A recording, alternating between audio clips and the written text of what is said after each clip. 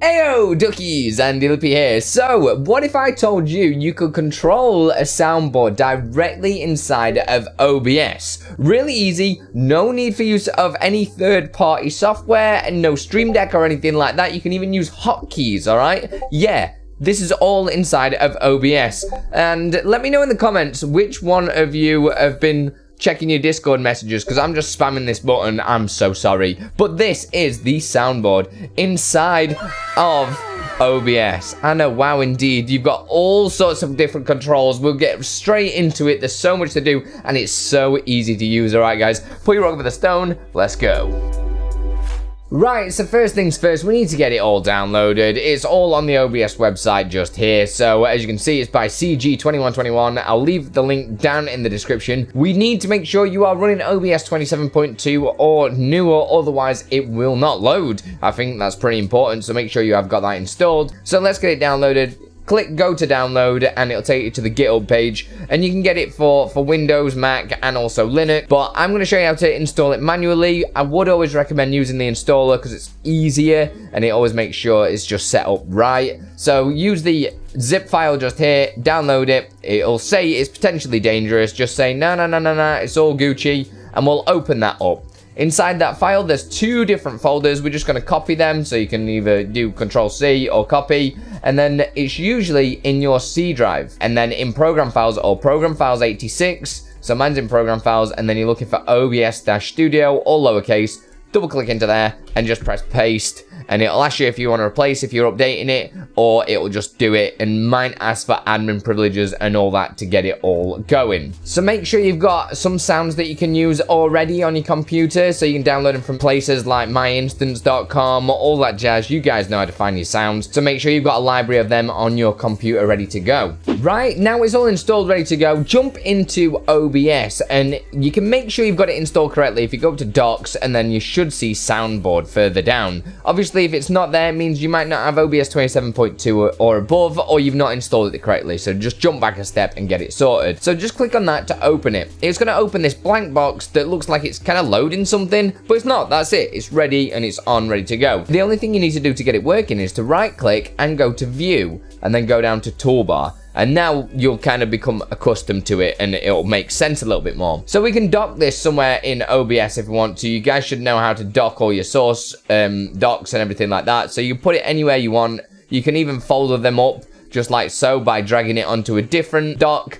And then that way, it kind of just cleans up your OBS. So now we can start adding all our different sound files. So if we go down to the plus sign, or we can right click and press add. So I'm going to press the plus sign, and I'm going to type in hello there, because we're going to add some hello there, and press browse on the right hand side. Go to wherever your sound clips are on your computer. Mine are in downloads, so I'm going to do over1 hello there and press OK, and that has added it directly in here. So if I press that, you guys should be able to hear it, and it comes up on track 1 here as well. And I can press that as many times as I want to get it to work. So you can actually control the volume inside of here as well. So if we right click again and go down to View, you can see volume controls.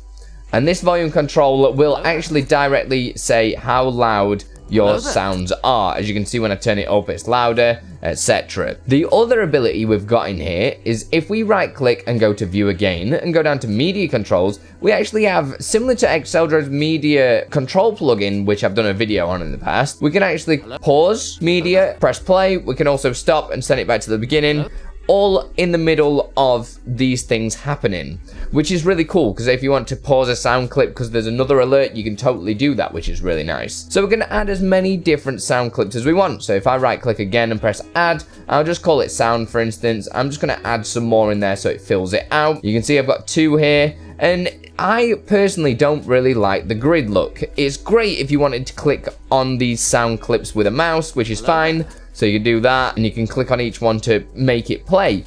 But you can also right click, go to View, and change to list mode, which I kind of prefer. And these will still work when you do click on them as well. There are some other features in there as well, which I think as a top tip for you guys, this will really help. If you go to filters, you can actually put on a compressor, because certain sound files might sound a little bit too loud and certain ones are a little bit quiet. So what I did was just add and then go to compressor and just press OK. You can mess around with the settings if you want to, but by default, that kind of helped my sound clips because it's roughly where it needs to be. It depends on the sound clips you're using those, so definitely adjust the compressor because it'll make it so that all the similar sort of sound levels, so you don't have ones that are really loud and others that are really quiet. It'll just kind of normalize them in together so they're not standing out and kind of it'll make your stream sound more professional. Don't forget, if this video has helped you out today or you've learned something, please make sure you do hit that subscribe button and also that like button because it'll help push this video to a wider audience and it'll help me out massively, and it doesn't cost you guys anything.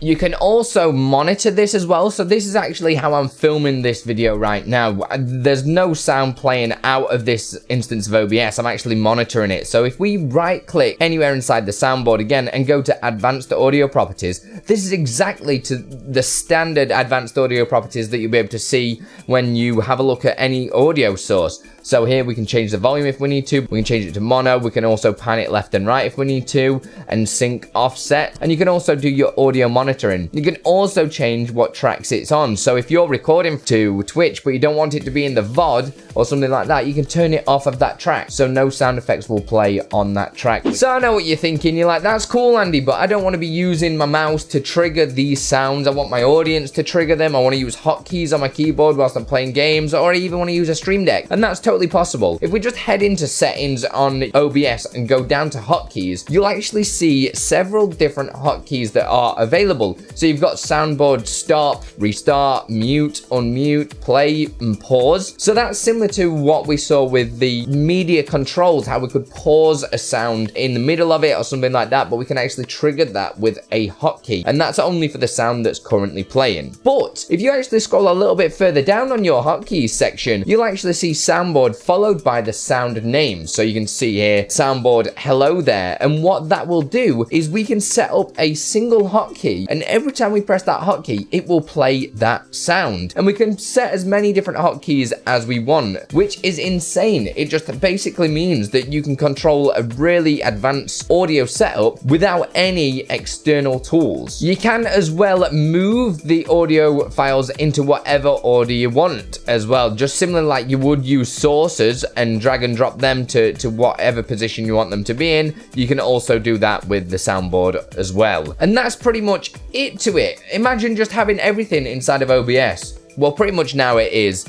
Honestly, so useful. I want to say huge thanks to all these people just here that make me make this content full time. If you want to help support, then consider joining Patreon or YouTube members from like £1 a month. And if you want to see some other crazy stuff inside of OBS, then check out one of these videos, especially this one, and trust me, it will take your stream to the next level. Put you wrong with a stone.